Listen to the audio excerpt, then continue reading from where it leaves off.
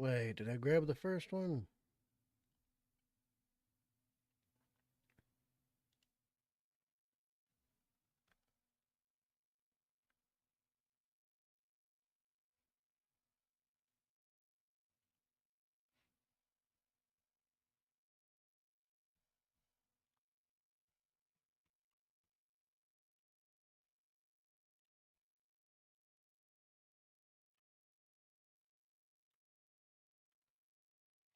I'll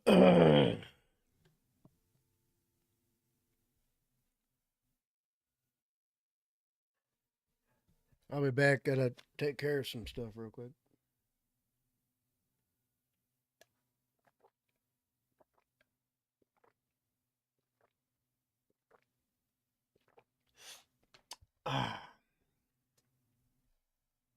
It's like drinking 6 Long Island iced teas all combined.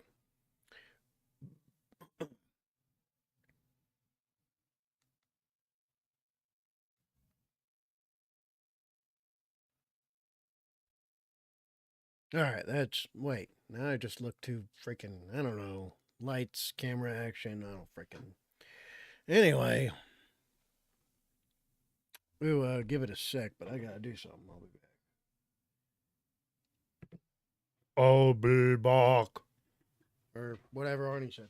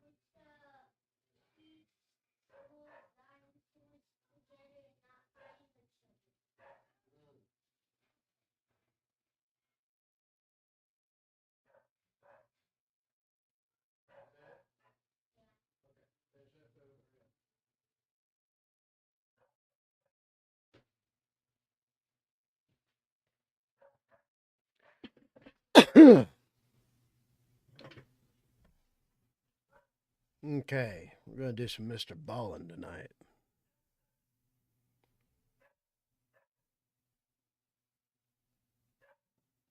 I guess I'll put that on the Discord.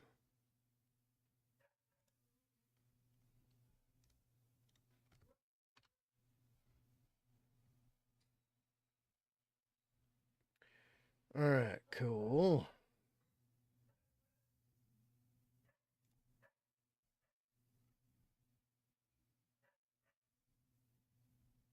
Thing's been loading kind of slow. Too slow.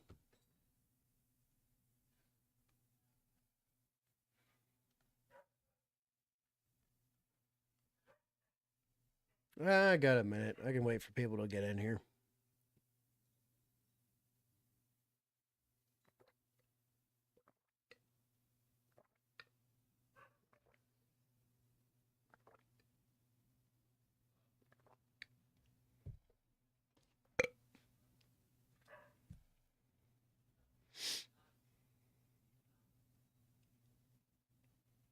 Who is sending me what?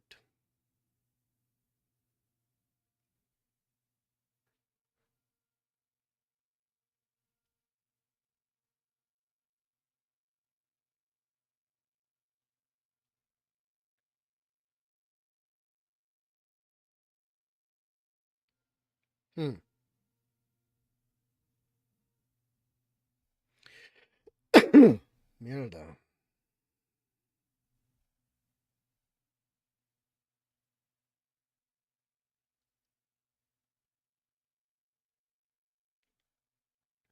Well, I'm getting notifications for everything except for anything I actually really care about.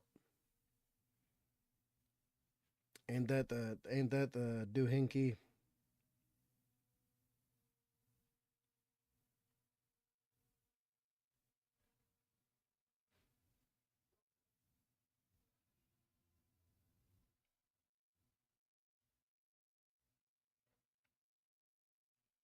Well, anyway, I'm just gonna jump into it. I've given it ample time, and that's about the gist of it. So, from the Discord, from Peekaboo Sue. If there wasn't footage, you wouldn't know this place existed. Maybe. We'll see. All right, you ready? I am. Let's go. Today, I'm going to tell you 3 stories about places you can't go and people who went there anyways. But before we get into those stories, if you're a fan of the strange, dark, and mysterious delivered in story format, then you've come to the right place because that's all we do and we upload once a week. So if that's of interest to you, please sneak into the like button's house and replace the stuffing in their pillow with cement. Also, please subscribe to our channel and turn on all notifications so you don't miss any of our weekly uploads. Okay, let's get into today's stories.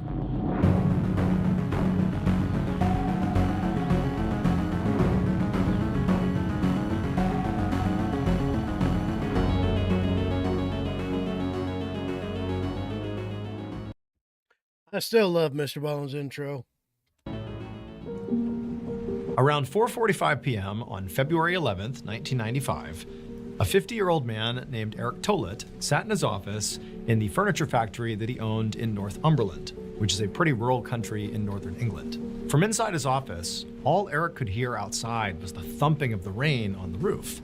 There was this low-pressure system in the area which was causing a really intense thunderstorm.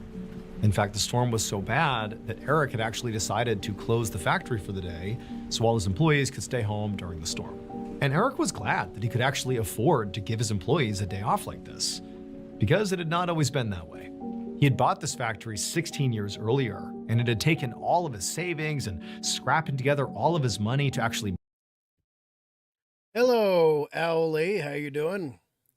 That rhymes. What rhymes? What'd I do? I'm not sure. I don't know what you're... That's random. What's going on?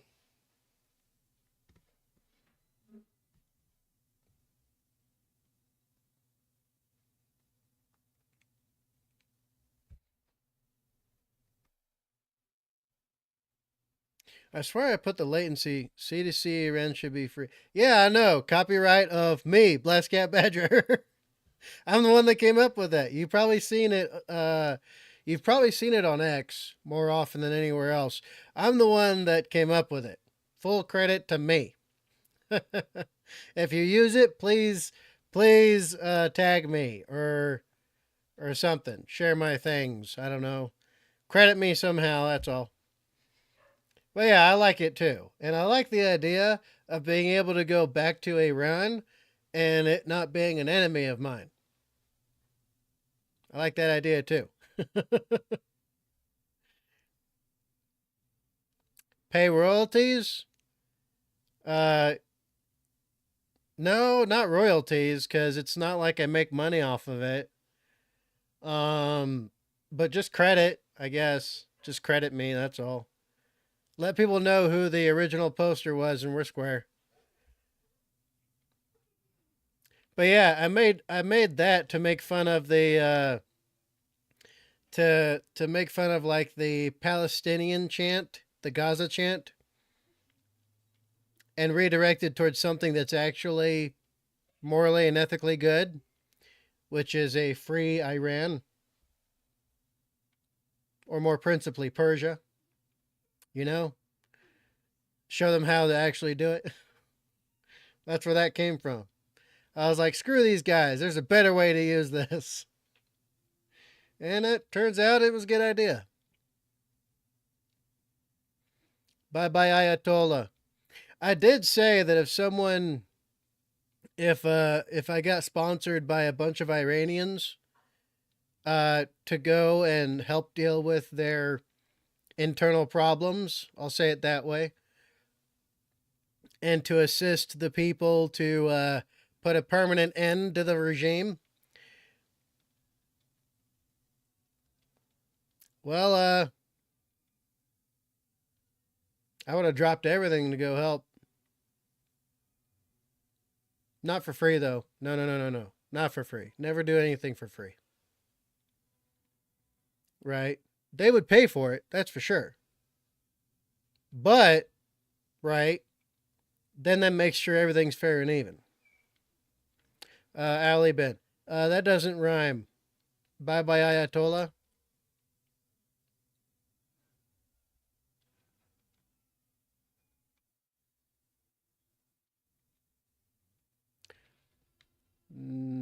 Yeah, I can't think of anything else actually at the moment.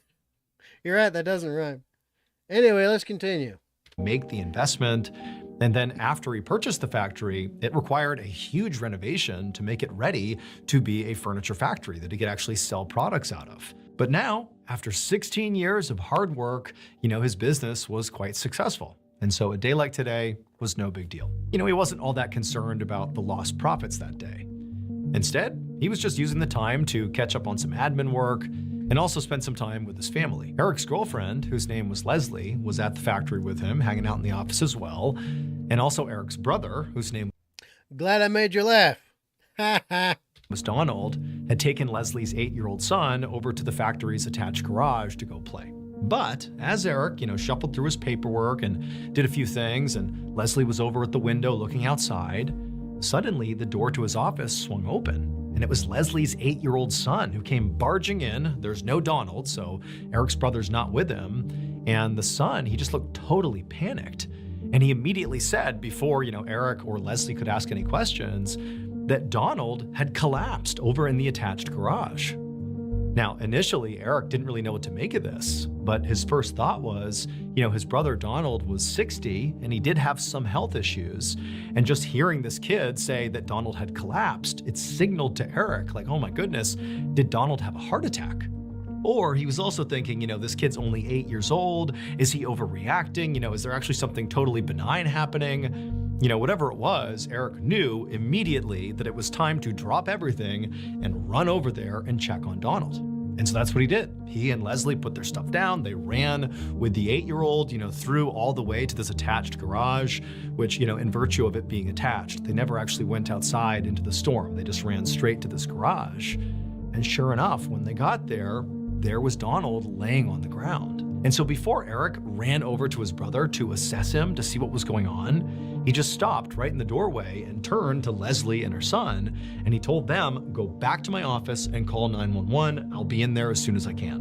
And so they turned, they left, and then Eric, he turned back around, rushed into the garage, and knelt down next to Donald. And right away, he could tell that his brother was not breathing, and as he's sort of feeling around for some sign of life, suddenly Eric began to feel this incredible tightness in his chest. And then before he knew it, he had blacked out and and collapsed right next to his brother. So before Eric purchased this factory 16 years earlier, it had been a factory, but it was not a furniture factory. It was a coal factory. And in virtue of that, there was a coal mine that literally was attached to the structure. Basically, the coal would come up out of the mine and be processed inside of this, big warehouse. Now, when Eric bought it, he knew that there was this coal mine and there was this entrance to the coal mine connected to the structure. But the coal mine was not in use. The entrance to the coal mine had been completely boarded up, and it really played no role whatsoever. However, over the decade and a half that he owned this property and didn't think at all about that coal mine, well, over that time, this poisonous gas called choke damp began to develop inside the mine. And then on the day that, Eric and Donald collapsed inside the garage, well, it was because the low pressure storm outside caused those poisonous gases to rise up and seep out of the boarded up entrance. And those poisonous choke damp gases built up inside of that attached garage, basically making that entire room lethal to anybody inside of there. Damn, son.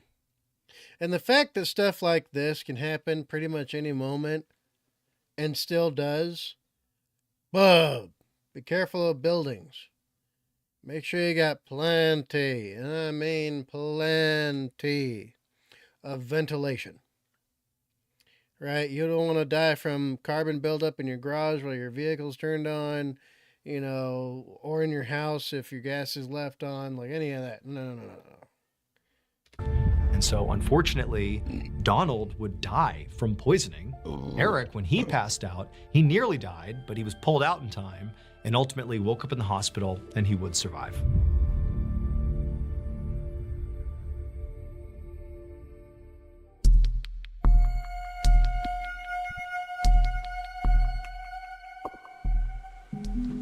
At 10 a.m. on September 10th, 2022, a 68-year-old woman named Diana Stewart stood on the deck of a small boat in the Pacific Ocean, less than a mile off the eastern coast of New Zealand. Oh, buddy, that can't end well at all. I'll be back.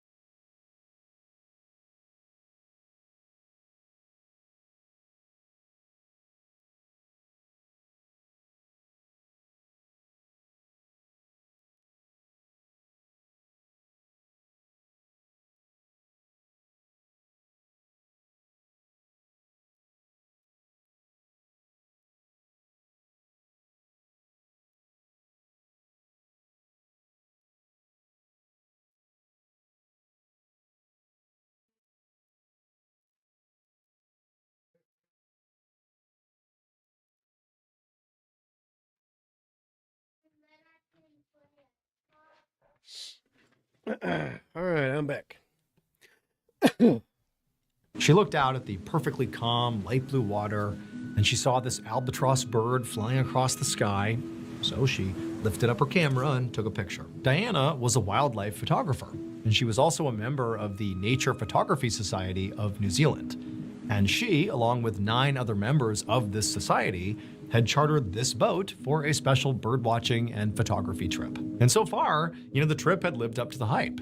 They'd spent 2 hours sailing around the water, photographing all these beautiful and rare birds and other wildlife, and they'd even been lucky enough to see a couple of whales. And so this had been really a fantastic trip. Now, at this point, the group had basically finished up their trip, and they were making their way back towards shore.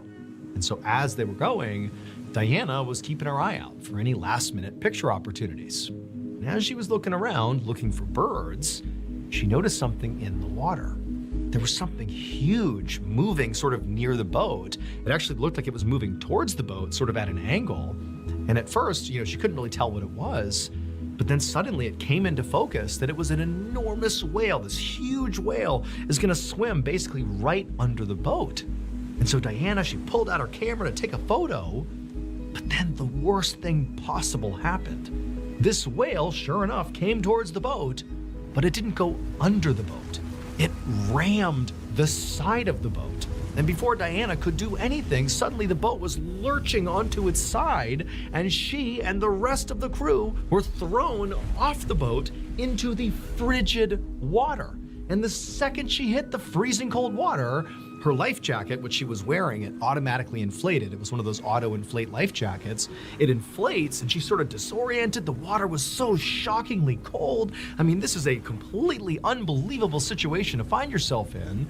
But, as she surfaced and she tried to get her bearings, she realized it was pitch black everywhere she looked, and it was so loud. She could barely hear anything but the sound of the engine of the boat. And that's when she realized, as she's putting her hands up, that the boat must have capsized and landed on top of her. But there's this little bit of air. She's basically in an air pocket. But she can't hear anything. She just hears the sound of this engine, and it's deafening. And so she began calling out for help, and she tried to kind of maneuver out from underneath, this curved underside of the boat that created this pocket. But she couldn't find her way out. And this life jacket she had on was fully inflated. She couldn't, deflate it. And because of her buoyancy, she couldn't swim down below and get out from under this boat. And so she's sort of trapped underneath this boat. It's freezing cold. The water could easily give you hypothermia in less than 30 minutes. It's total chaos. It's loud because of the engine. And so Diana's trying not to panic. And as she's sort of looking around, fumbling in the dark, gasping for air, she realized there were other people also trapped underneath. And so she's grabbing at them and trying to talk to them, and they're all panicked. She has no idea, what their state is. Are they hurt? She doesn't know. And so basically her only option at this point was just to bang on the underside of this boat, just trying to get anybody's attention outside, out from underneath where they were, to know that they were trapped under here. They needed help. And in fact, when she began knocking, there were people outside the boat, basically, who had been thrown off the boat. Everybody had been thrown off the boat. There was 11 people. 6 people were not trapped under the boat. 5, including Diana, were trapped underneath. And so as Diana is pounding the underside of the boat, the skipper of the boat, a guy named Mark, he was one of the 6 who were outside, and he clearly heard the knocking sound. And so he's obviously in a bad situation too, same as everybody else in the water. But he was in a markedly better situation because he's not trapped under this boat. And so he quickly understood that, okay, he needs to gather the 6 people he's with, kind of make sure they're okay, and then figure out how they're going to get these people trapped under the boat out. Personally, I would never take any boat, right, out on the water, period, that could be capsized by a whale. None. If I ain't going on a yacht, don't take me. I swear to God. I mean, okay. In the military, I've done some missions where I got my feet wet. But, okay, that's a necessity, right? All right? I didn't like the experience. Hell no. I hated that goddamn, like, I hated it. I hated it so much. But if I had a choice, I'd be on a yacht. Screw that. I don't want a whale to come along and just bump me over and then it's over. No. Sharks are bad enough when you're in the water. A whale knocking over your only way to get around quick enough? Hell no. And so his first instinct was just to bang back on the side of the boat, to let them know, hey, we hear you. But again, you gotta picture the scene. They are suddenly in the water because a whale flipped their boat. They have no idea if this boat's gonna sink any second here. The engine is currently running, so it's super loud. The water is freezing cold. They're out in the middle of the ocean. Like, this is a true life or death situation here. But Mark, he does his best to stay calm. He's hitting the boat back to let the folks know down underneath the boat that they're okay. We'll get you out of there. But underneath, Diana and the others, they're starting to panic. It's hard to breathe down there. I mean, there's really not much air. The water's choppy because they're moving around. And so they're gulping down water as they're doing their best to survive down there. But they just keep hitting the boat back, saying, come on, you got to get us out of here. But periodically, they'd still try to force themselves out from underneath. But again, their life jacket just made it impossible. Like, they didn't have a way out unless they ditched their life jacket. But then that's another problem. Like, are you really prepared to ditch your life jacket? You don't know if there's obstacles when you swim out from under. You don't know if you're even strong enough to make the swim. What happens if you get stuck down below? Like, there's all these factors that sort of forced the group under the boat to do nothing and wait and just bang the underside of the boat.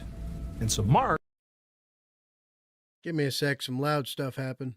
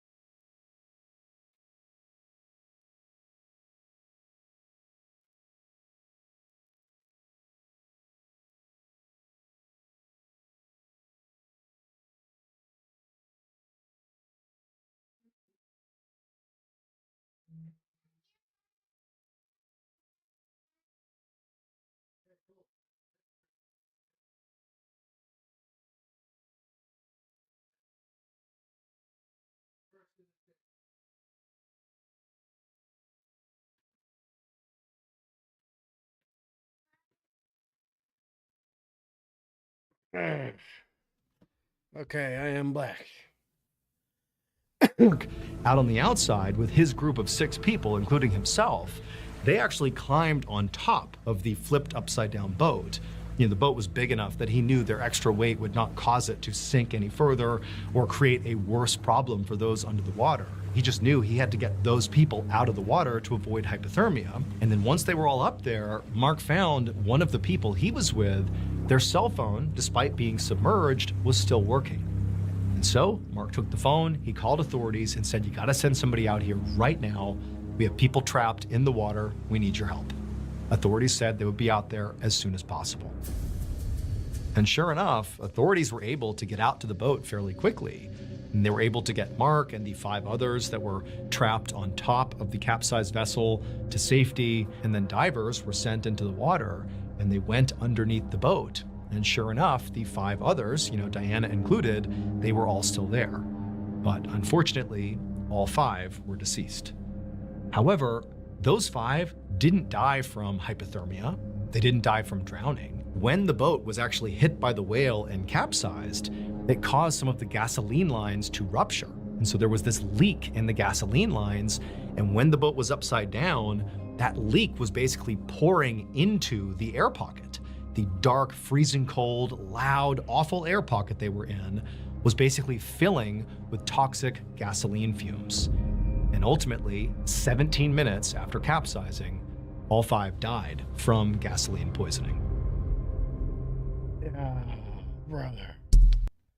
What a way to go. You went out to the ocean to die from gas poisoning.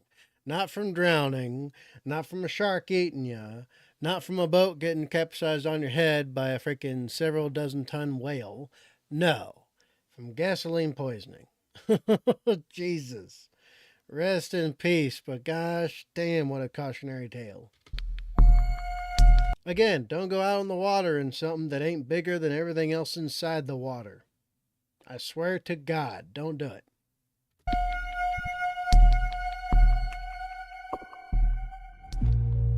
On Sunday, November 6th, 2022, a 21-year-old man named Yevgeny Titov walked out of his home in a small city called Zhigulovsk, which is in western Russia. Yevgeny got into his car, and then he drove about an hour and a half north to this parking lot where he parked, and then he got out and walked a few blocks to a nearby train station.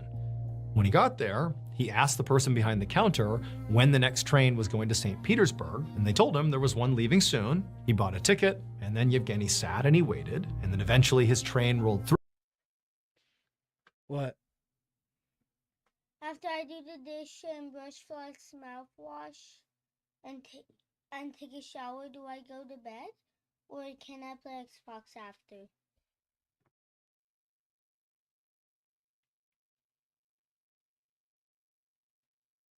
If you're quick about everything, then you can, yeah. Okay. He climbed on board, took his seat, and for the next 43 hours, because St. Petersburg was 1,000 miles away, Yevgeny just sat there, basically doing nothing for nearly 2 days. He didn't bring anything with him. He had his wallet. That was it. He just sat there, just waiting to get to St. Petersburg. When they got to St. Petersburg, late on the night of Tuesday, November 8th, Yevgeny, calm as can be, stood up, left the train, and then somehow, possibly by another train or by bus or on foot, or maybe somebody gave him a ride, we don't really know, but he traveled about 15 miles south of that train station to Pulkovo Airport in St. Petersburg. But when he got to the airport, he didn't, board a plane like one would do at an airport. Instead, he found his way to this one very specific parking lot that was outside of the airport. Several hours later, in the early morning hours of Wednesday, November 9th, a random person was on their way through that same parking lot on the way to the airport when they started to hear something. It actually sounded like muffled screaming. And at first, they sort of chalked it up to, lots of people making their way to the airport. Maybe it's a kid, maybe it's, someone goofing around. Like, it didn't seem serious. But as they walked towards this open manhole cover, they realized that the screaming they were hearing was actually coming from inside of this hole in the ground. The screams were from Yevgeny, for reasons that we still do not fully understand. Yevgeny, after taking the manhole cover off, climbed down into this manhole, so he goes deep underground, and then when he reached the bottom of the manhole, which was, relatively wide all the way around, you could stand inside of it, there were these different offshoots of pipes that basically traveled underground. And Yevgeny got down and chose one of these pipes that was only a foot in diameter wide. It's like this pitch black, never-ending seeming tunnel. And head first, he began crawling in this tunnel. And he crawled nearly 40 feet before he finally just couldn't move any further. Keep in mind, every inch he was taking, he's basically wedging himself deeper and deeper into this pipe. It isn't like it was big and then got narrow. No, it's this narrow pipe that he forced himself through until he just could not move any farther. And it was at that point, in the wee hours of Wednesday, November 9th, that Yevgeny began to scream. And that's when the person found him. And authorities would go down inside the manhole, and somehow or another, after many hours and all the specialized equipment, they actually would somewhat unbelievably pull Yevgeny out of the pipe and he would survive. Yevgeny would have to actually be hospitalized because he sustained very severe skin damage from basically thrusting himself deeper and deeper into this rusty, awful pipe. He also sustained gas poisoning and hypothermia, but again, he did live. Following this ordeal, authorities would launch an investigation into what exactly happened here, because there was no clear reason why Yevgeny would have traveled all this way to go into this pipe. But when they spoke to Yevgeny after he made his recovery, after he was back to normal, he would just say he has absolutely no memory of doing any of it. He was on something.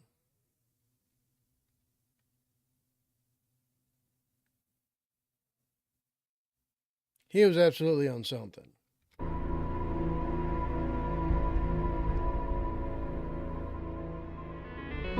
Thank you so much for watching. Let me know what you thought of today's episode in the comments.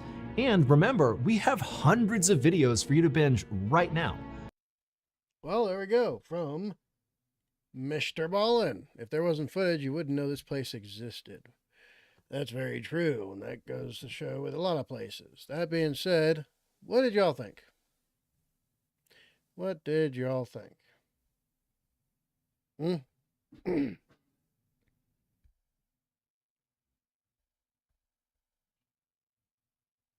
Okay, seems YouTube is lying to me again, so I'll cut it here. That being said, thank you very much for the request. I appreciate it. I got it done for you. I promised I would. And I'll keep working on the rest of them to get them crack-a-lacking. That being said, be good. Be safe. Make a life for yourselves. And I'll see you on the next one. I'm Badger7 Actual, the formerly almost veteran, Black Cat Badger, out.